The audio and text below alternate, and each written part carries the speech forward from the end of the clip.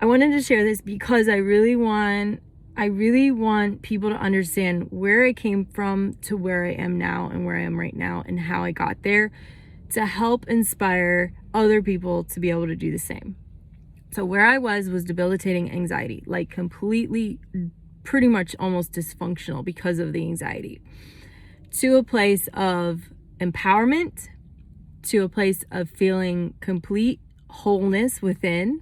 Yeah, sure, there's little rough edges and there's little things in there, but I'm more aware of them and I can kind of pick up on them and I can choose now what I want to do with that. I can say, oh, let me notice you, let me look at you, let me see what's going on there, and then sort it out. And it's not that big a deal. It's not this big, giant, crazy, scary, big thing that's so painful anymore, whereas before it was. Okay. The reason that it's so difficult to feel really good in your own skin, to have your own being, your own body, your own sanctuary, your own place of comfort, your own place of peace, is because, number one, you become a little more powerful when you can do that. You become a little more powerful. And everything outside of us has been taught to our parents, to our our school system, everything, society. They don't necessarily perpetuate that, because then there's no control, right? There's like this level of control that's needed in order for you to want and seek constantly things outside of you, things and people and places outside of you, to help yourself feel better about you, to feel more comfortable, whatever it is. But none of that will fully help you feel whole, right? Ultimately, like, it'll never fully satisfy you. It'll never fully give you that feeling of like completeness and oneness with yourself. And that's all you're craving. That's all you're looking for. That's all every human being and soul is desiring, is this deep connection with their higher self, with God, with source. It's all you want, because that's all love. That's all comfort. It's all compassion. And it feels wonderful to have it. But everything else outside of you, if you're like, we're taught to like seek and search outside of ourselves for it to get it, it'll never come. It'll never fully come. So that's the true sin. That's the veil. That's the lie. That's been the seed that's been planted. And it's up to us to take a little responsibility and say, okay, I choose differently. And once you do, then you really can take the reins of your life and design it how you want and have the experiences that you actually want. And you find that you're not complaining about anything, because there's nothing to complain about, because you're the one making it happen. And so you only have you to complain about, right? But why complain when you can like turn all that into, what am I going to do next that's going to be fun? What am I going to experience and have and be next? And once you're in it, then you're like, oh my God, I'm experiencing it, I'm having it, I'm being it, and it's wonderful and amazing, and what a fun ride, right? What a fun, amazing life that you're experiencing, and you just relish in it. Number two reason that it's so hard, besides all the external forces and the way that we've been taught, is that it takes a little bit of going within and going inside of ourselves to get that. It takes like sitting within yourself, sitting quiet, going in there, fishing out, so to speak. This is like a really simple way to put it, but like fishing out all the stuff that you no longer need or want, some of that negative energy and emotion and all that, fishing that out, sorting through it, and then bringing in this like the calm, the peace, the quiet, the compassion, the understanding, the love, all the joy, like bringing that in and letting that fill you and infiltrate your being. That isn't something that's taught to us, majority of humans on this planet.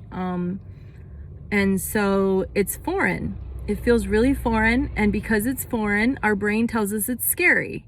Our brain tells us like, oh no, I've never done this before. I don't know about this. This isn't right.